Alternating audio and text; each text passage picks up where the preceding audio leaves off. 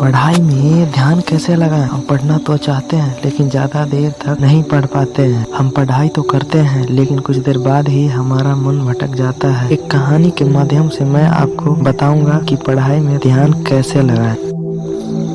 स्वामी विवेकानंद एक पार्क में आराम कर रहे थे। वहां उन्होंने एक लड़के को देखा जो एक खाली पेज पर कठिन श्लोक लिखने की कोशिश कर रहा था, लेकिन गलतियों के कारण बार बार वह पेज फाड़ रहा था और हर बार नए पेज से शुरू कर रहा था।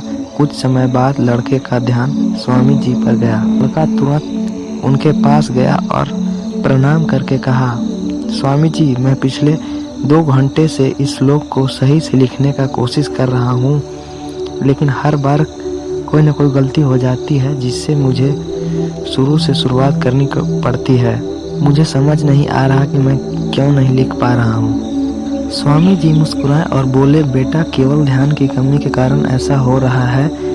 ध्यान से काम करने का मतलब है अपनी पूरी ऊर्जा को एक जगह पर लगा देना, और जब तुम बार बार ऐसा करोगे तो मन इसके लिए तैयार हो जाएगा और फिर गलती नहीं दोहराएगा। लड़की ने पूछा, स्वामी जी, अगर मन बार बार भटक रहा है तो काम में कैसे ध्यान लगेगा? स्वामी जी ने पूछा, तुम लिखते समय जरूर किसी व्यक्ति या घटना के बारे में सोच रहे हो।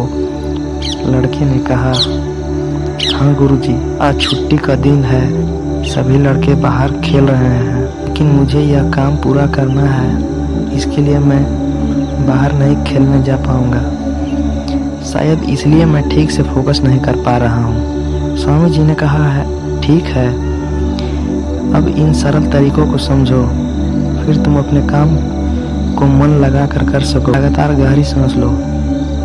स्वामी जी ने कहा, जब तुम्हारा मन भटके तो 10 गहरी सांस लो और अपना ध्यान काम और खेल दोनों से हटाकर अपनी सांसों पर लेकर आओ। जितना तुम अपनी सांसों को देखोगे उतना ही तुम्हारा मन शांत होने लगेगा।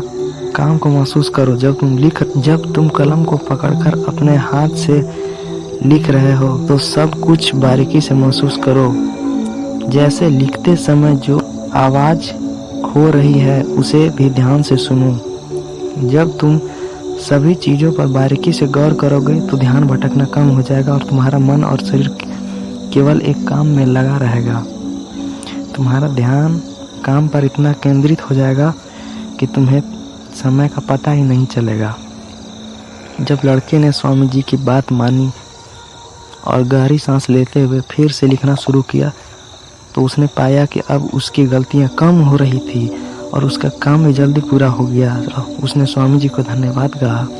मैं आशा करता हूँ कि इस कहानी के माध्यम से आपको आपके सवाल का जवाब मिल गया होगा। याद रखिएगा कि जब आप अपनी ऊर्जा को एक डायरेक्शन में लगाते हैं, एक दिशा में लगाते हैं, तो असंभव भी संभव हो जाता है।